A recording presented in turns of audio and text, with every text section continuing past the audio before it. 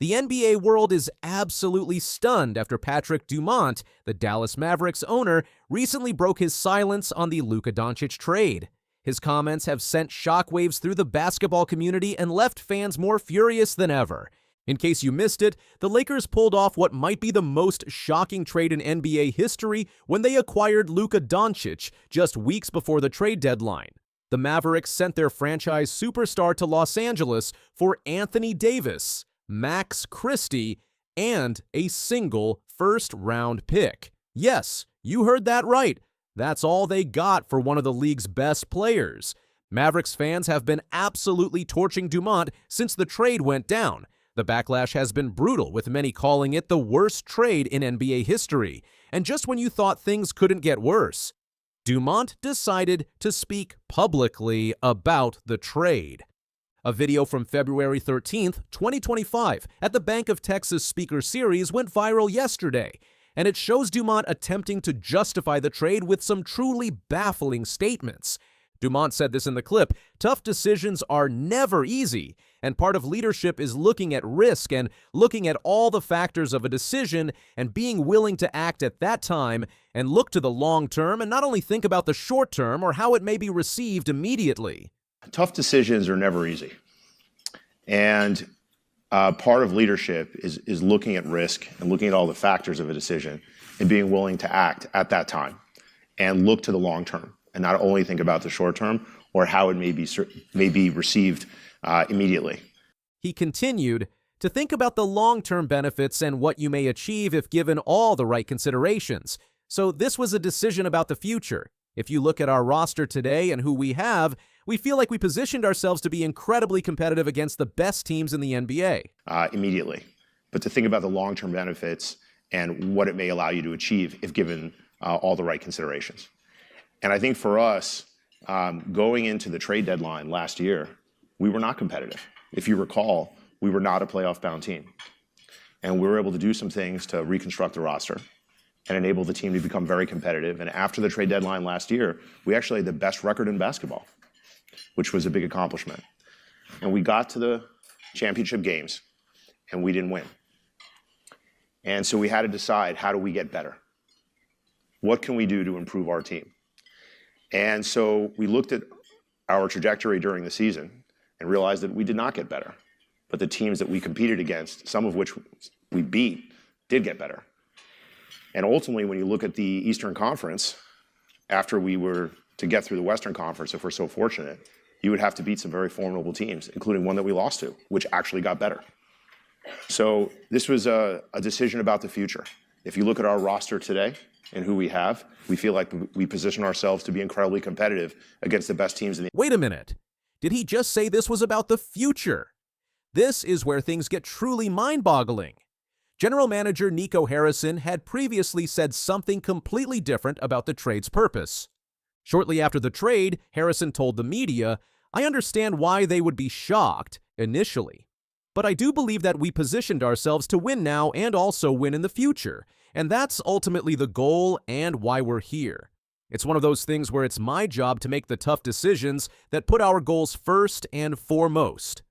Harrison even defined what he meant by future, saying, "The future to me is 3 to 4 years from now. The future 10 years from now, they'll probably bury me and Mavericks coach Jason Kidd by then. Or we'll bury ourselves." So which is it?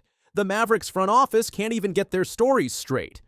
The GM says it's about winning now, while the owner claims it's a long-term move. This level of organizational confusion is exactly why fans are losing their minds.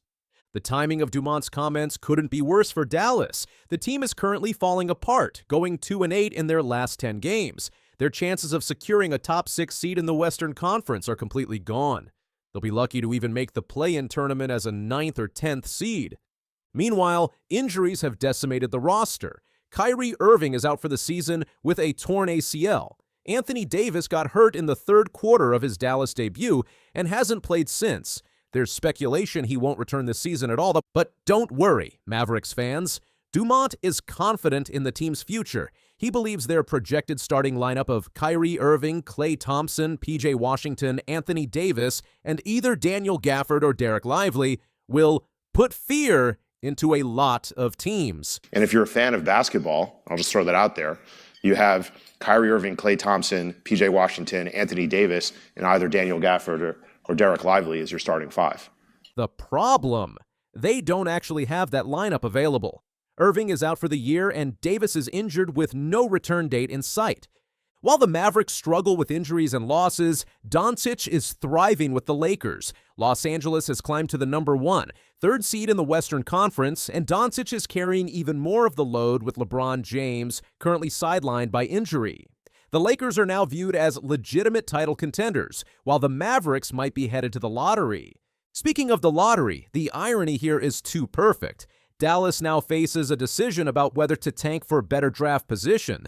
They own their first-round pick this summer and could decide to lose intentionally to improve their lottery odds. The funny part? Doncic absolutely hated tanking during his time in Dallas.